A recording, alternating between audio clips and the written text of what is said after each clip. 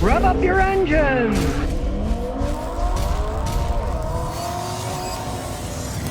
Well, if you saw that video, I couldn't resist. Brother and sister had to recharge their rented Tesla 6 times in one day because of the cold weather. They rented one, they're trying to drive right. They had to stop 6 times to recharge. They're going from Florida to Kansas. Maybe not such a smart idea to use an electric car on that trip. And they said that a bunch of other people that rented Teslas from Hertz were having problems. They could hear them talking on the phone when they're saying, hey, we got a problem. And Obviously, Hertz would get all the phone calls. They're not going to tell us. They're pretending it's great to rent a Tesla, right? They're not going to talk about the problems to the public. And they found out, of course, as they're driving it got cold. It took longer to charge it as they used more electricity. They had to stop every 1 to 1.5 hours to charge it up, and it would take an hour to charge. But then the next time, it took an hour and a half to charge, and the third time, it took 2 hours to charge it up. So they stopped 6 times, cost them about $30 to charge each time. That's $180. Anybody thinks that's cheap? It's not cheap. There's no regulation on the electrical rates. They can charge you whatever they want wherever you are. So they called up Hertz, and eventually Hertz says, well, go get another car at Hertz. They got a Nissan Rogue, and so they're going to head back to Florida in a Nissan Rogue instead of the Tesla electric vehicle. I can't help but laugh, that deal where Hertz is buying these cars from Tesla. Oh, it's great, the electric car. Hertz has no idea what they were getting into. This is a failed company that went bankrupt, right? And now, we're going to jump in the electric car revolution. Numero uno. The mechanics at those Hertz places, they don't know what they're doing. They're just kids changing oil and stuff, right? They get problems with electric cars. These people can't fix them. And unlike a regular car that you can fix fast, something goes wrong with these, or they get in a wreck, it takes forever to fix them. There's no parts accumulated anywhere to do large, massive repairs. So some people get in a wreck. They're waiting months to get parts for their cars. Anybody that would use them in a business to rent to people has got to be out of their minds. But then again, you got companies that went bankrupt. They're arresting people for stealing their cars that they rented to the people, but then they got arrested because the car was stolen before. And they didn't clear it off their records, didn't clear it with the police. So the police came and arrested the people, and they got old suits going on, right? Sounds to me like this company makes a lot of mistakes. I wouldn't join it. I certainly wouldn't rent one. The only reason I'd rent a Tesla from Hertz would be to bring it over here and then tear the car apart and say, hey, here's what's wrong here, here's what's wrong there. Use it as an example for a video. I certainly wouldn't use it for long distance traveling, I'll tell you that. I hate Apple says. I'm 60 years old and I started watching your stuff. I bought a 2020 RAV4. My son's a gearhead, and he says, you should change the oil every 10,000 miles like Toyota says. Don't change it every 5 like you say. Now, why do you say change it every 5? Because I like my vehicles to last forever. That is why. A lot of car manufacturers say, change your oil every 10,000 miles. Then, as they get older, they burn oil because the dirty oil wore things out and they burn oil. And then what do? When you take the car back to them, they say, oh, that's normal. And of course, it is normal if you don't change your oil enough. It gets dirty, it wears your engine out. Oil's cheap, engines cost small fortunes. There is an exception to this rule.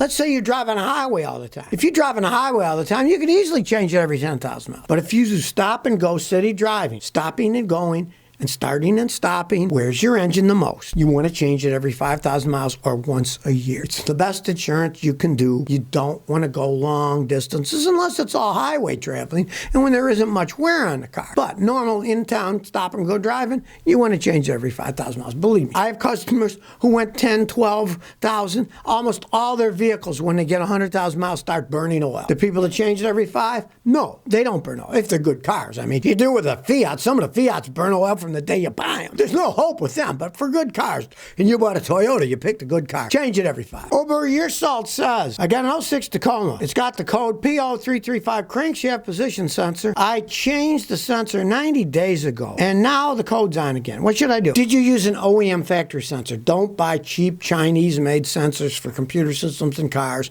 It'll bite you in the rear end. It could easily be that. If you went to a discount auto parts store, bought one, it's probably that. Either the connector's not good, didn't get on tight, or it just was poorly made. You got to use a factory one. Now, let's say you did buy a factory original sensor and snapped it in, right? And it was clean, the wires weren't corroded and green. Check it to make sure they're not green or corroded. Then the problem would generally be that you got 173,000 miles. And when you do, the timing chain will be stretched somewhat. As it stretches, then the data coming off the crankshaft position sensor is off somewhat. The computer isn't that intelligent. It sees weird data coming from the crank sensor, so it immediately trips puts the code for crank sensor, it thinks something's wrong with the crank sensor because it's getting weird data. But it's actually getting weird data because your timing chain is stretched. Now, let's say it runs perfectly fine. You can just live with it if that's the case, because it costs a ton of money to tear the front of that engine apart and replace timing chains. That's a very expensive job, and they can still run years that way and run perfectly fine. Just want to tell people, don't buy those cheap Chinese sensors at discount auto parts stores.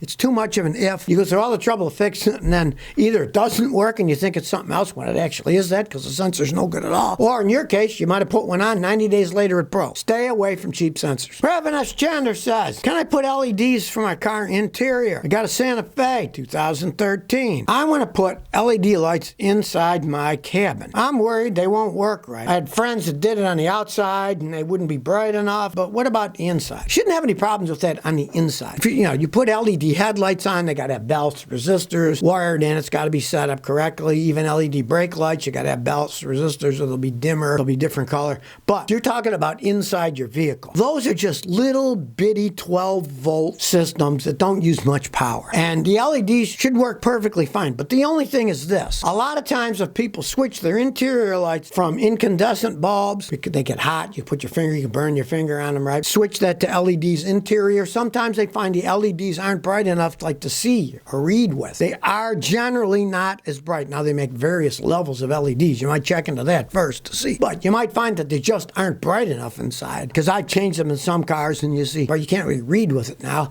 Yeah, it'll last forever because it's an LED. The regular bulb that's got an incandescent wire inside it, that's going to burn out eventually. And they get hot enough they can actually melt some of the plastic where the LEDs get cool inside and they don't burn anything. But a lot of times they're dull. So you might get a couple and put them in. See what the level of brightness is, whether you're going to accept that or not. Tulipsky2591 says, you can help me figure this out. I'd say you're damn straight the best mechanic. It's a challenge. I have an '08 Dodge Charger, 189,000 miles. I had my mill light come on a month ago. Took it to the shop, came up as PO344340. Cam sensor, I replaced them, nothing changed. I had the timing belt, water pump, cam, and crank sensors replaced. The upper manifold, thermostat, battery, radiator. It's still doing it. Help. I can tell you what your problem is. You did the logical thing. You changed the sensors, didn't fix it. You changed the timing belt, the water pump, didn't fix it. I can tell you what the problem is. Your cams are worn. It's typical on those engines. The camshafts and the engines wear out. It is a design flaw. The cam's worn out. You get cam sensor codes generally for three main reasons. Either the sensors are bad, which are easy to change, but it's usually not that. If your timing is off,